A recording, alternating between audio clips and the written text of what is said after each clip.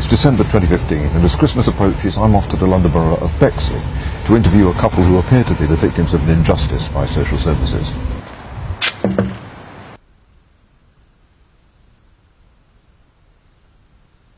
How did all this start? It started last year, July, when my son went to church and not knowing that he's been lying to us, that he's been going to church. So what was he doing instead?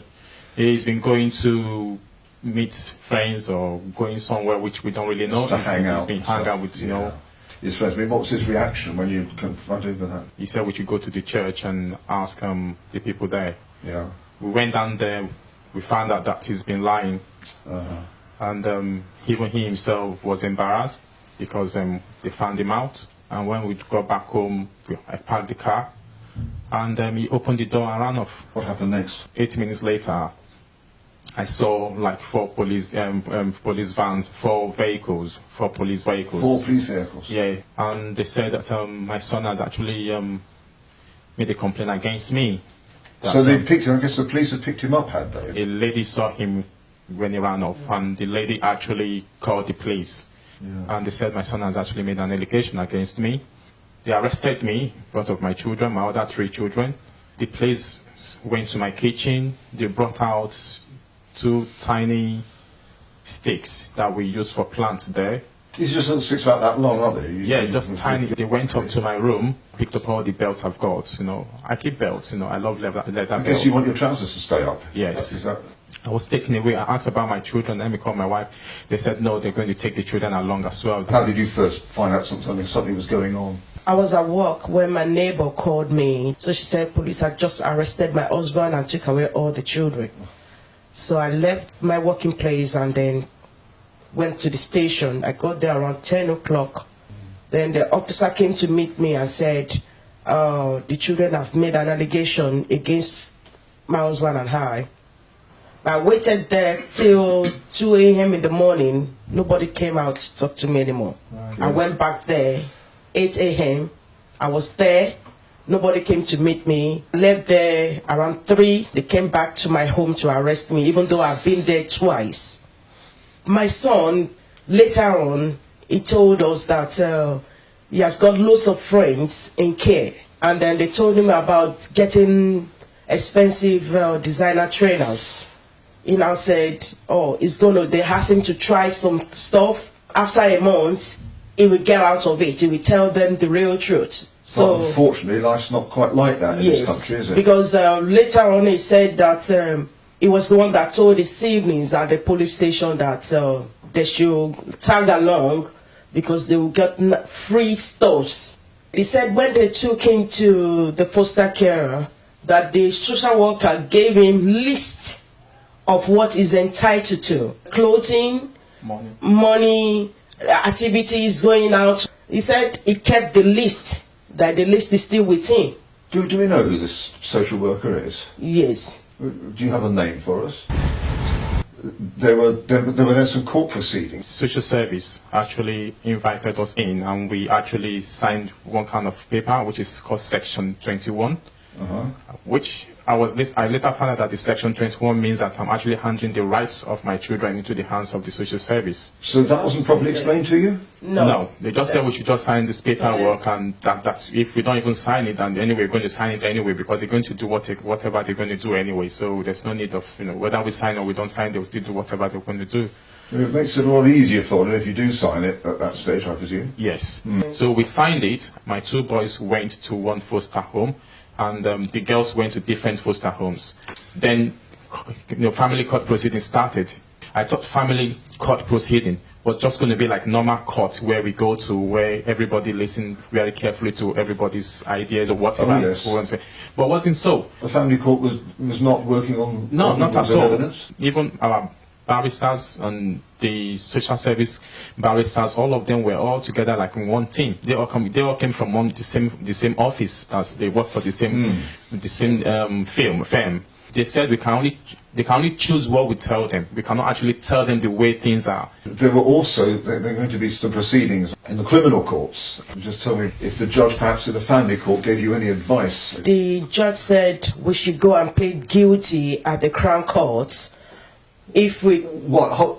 The judge in the family court Yes. said you should plead Guilty if we want in the our children Crown back. Court if you want your children back. Yes. You should plead guilty to something you hadn't done, Yes. and then somehow you will get your children back if you did Yes. She said, if we go back to Crown Court and plead guilty, that is when we get our children back. that. Did you follow her advice? No. What happened when you came to the Crown Court? My son and his siblings went to see the family court judge Yes. to tell her exactly what really went wrong in the first place. Right. Okay. But he said they are not listening. But he is willing to go to Crown Court Yeah. to say what is in his mind. Maybe they will listen there. Oh, bless him. But when the matter came on the 27th of July, 2015. Yes. yes, then the judge, the other 3 kids said they are not coming because they've already told the police that they've lied. And then my son now told them that yes, that the social services are always coming to his school, bullying him, telling people about his business, and that he's fed up of them. That he said is not coming again. The social services friends are turned into bullies. Yes. I see. You were acquitted. Both of you were acquitted. Yes. In the Crown Court. Yes. Our viewers would expect that you would then be able to go straight back to the family court and have your children returned. So did that happen? No, we've not been able to do that because we've contacted our family court lawyer, and our family court lawyer is saying that that we're not going to be legally funded, and if we cannot be legally funded, then that means we have to look for money by ourselves to do it, which is pretty expensive. My wife has been stopped from working since Now, this is something which I'd like to hear about, actually. One morning I was preparing to go to work for the evening shift. Yeah. Then I got a call from the social service, social worker, asking for my working address. And I asked her that why did she need my employer's number? Yeah. She said she needs it because it's urgent for her to call them to tell them what's actually happening. And I told her I have not been found guilty yet. Why should you call them? So this was last year. This was 2014. That was like, yes. Shortly after the Yes. allegations were first made. Yes. Okay. So I now gave her the number, and then she called them, and they called me that I shouldn't come for work for that night, that I'll soon receive a mail from them telling me not to come because they received a message from the social worker, social services, that there is an allegation made against me. And you sent me that email, and I can verify. I've seen that email from Yes. From that agency. When your son retracted his statement, he was in the police station, and he would say to them, "No, I'm sorry, I'm not going to make this statement anymore." I think it was just meant to be police officers there Yes. as well. Was that the case? No, the social worker was there, and then she was actually screaming at the boy, saying, How do you know that? they showed us the video in the yes. family court? Yes, she was screaming that how come because you lied, you put your sibling in care because of your lie, and the boy was saying, well, I've come to change my statement now because this is what's really actually happening. I'm not making it up. But she was just on top of her voice with the boy, and then the boy still insists saying the truth. They all said that the boy was forced to come to the police station to retract his statement.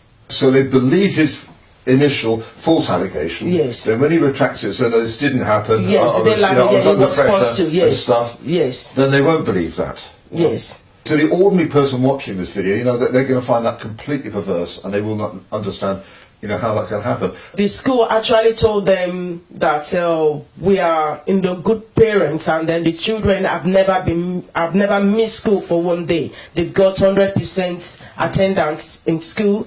There's a children's guardian, isn't there, at the family court? So Yes. have they said anything about your parenting, or?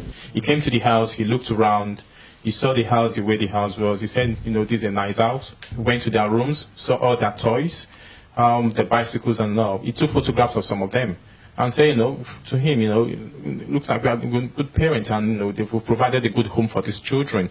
And we said, yes, but the only thing there stopping us from having our children now is because we've not actually admitted to what the judge said in the family court. Do you know the name of this judge? Yeah, the judge is Diana Redgrave. Diana Redgrave. She advised you to plead guilty in the Crown Court, but you didn't. You pleaded not guilty, the two of you. the Crown Court judge has acquitted you, Yes. but this family court judge, this Diane Redgrave, still wants you to say that you're guilty in the family court. Yes. Do you know, I mean, words actually fail me.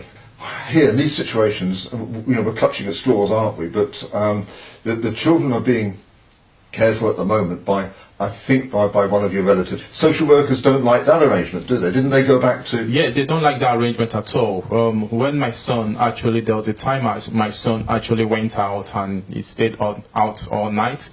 He went to the police, you know, to police and told the police that he wants them to move him to another foster home.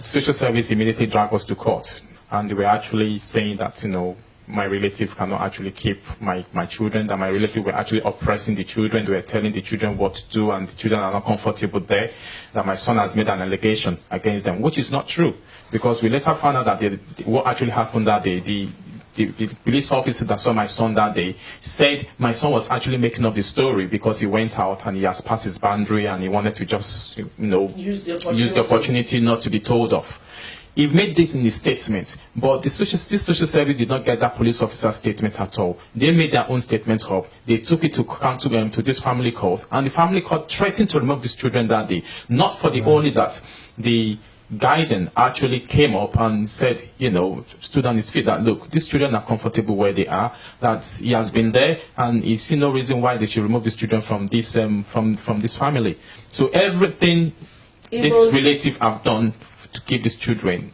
this social service, they fought it tooth and nail, just actually try to remove them from this family, from this relative. Since this incident, since that last year, the older ones, my son and my daughter, they've been running back home every time. Me, the parent, you know, the father, I was actually calling police officer for my children every time when they come into my house. And then the children are asking us, Dad, why do you have to call the police to actually arrest you, to get us out of where? And we just do that. And then the social worker said, I don't just know. We shouldn't be opening the door for them. You might be jail, allowing them back home. What's puzzling me is why the social worker should be going quite so out of her way to be what appears to be spiteful. I mean, do you have any ideas what it might be? Yes, she said because we called ourselves Christians, that she hates people that call themselves Christians, that we are all fake. And I'm just surprised that this kind of things happen in this country, where I thought, you know, they have the best legal practice in the world. And here we are today, almost 2 years, our children are not back. It's Christmas again. It's very hard because we saw the children last Sunday, and then they are saying the best thing God could do for them is to answer their prayer that they should come home for Christmas.